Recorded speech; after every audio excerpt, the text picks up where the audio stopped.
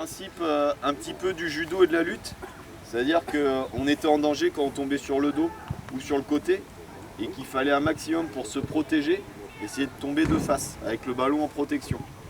Ok. Alors c'est un travail avec un lutteur qu'on a fait. Je ne sais pas si c'est la vérité, mais en tout cas il s'avère que quand on tombe de face ou qu'on fait l'effort de se tourner, de tomber sur la poitrine, on a moins de risques de blessures et de choc à la tête et on contrôle. En gros, c'est essayer de tourner le bassin pour ne pas prendre hippon, tout simplement. Donc on va partir là-dessus. Un exercice très simple d'échauffement. Il me faut des cobayes. 3, 4, 5, on s'en fout. Hein. Voilà. Alors il y en a, on se met par deux, il y en a un qui se met par terre en boule. Ouais. Mets-toi avec lui, mets-toi en boule. Et tout simplement, ouais, et on fait rouler. Voilà.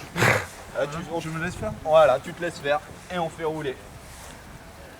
Voilà, donc ça c'est juste l'exercice.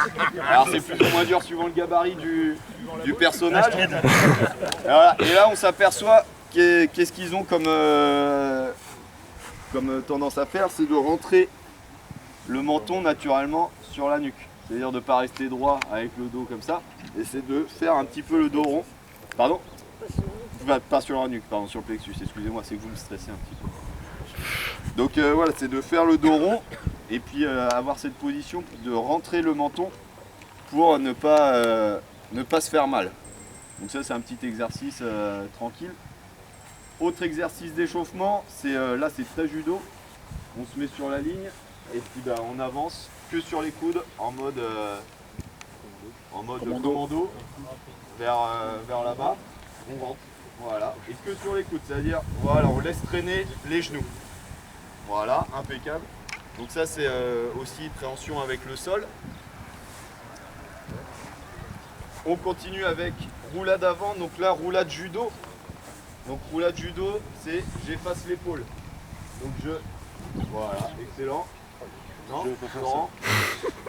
Alors il y a une chose super importante. Quand vous faites ça, il faut faire attention au placement des jambes.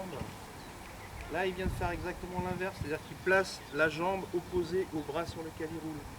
C'est le meilleur moyen pour faire fracture au niveau de la clavicule. C'est-à-dire si je vais épaule droite, je mets la jambe droite devant. Si vous mettez épaule droite, c'est jambe droite en avant. Si vous mettez épaule gauche, c'est jambe gauche en avant. Ça, il faut vraiment faire attention à ça. Donc il y a ça, donc on rentre le menton et on efface l'épaule. C'est-à-dire que là, il y a tendance, il y a des jeunes et des novices dans les sports de combat qui vont mettre le coude ou la main pour tomber et ensuite rouler. Donc là, non, c'est vraiment j'efface l'épaule et j'y vais. Vraiment judo. Tu peux montrer une situation d'apprentissage ? Avec plaisir. Donc une situation d'apprentissage pour faire passer les jeunes au stade où je vais faire ma chute, s'ils ont peur. Dans un premier temps, vous faites poser main opposée au sol.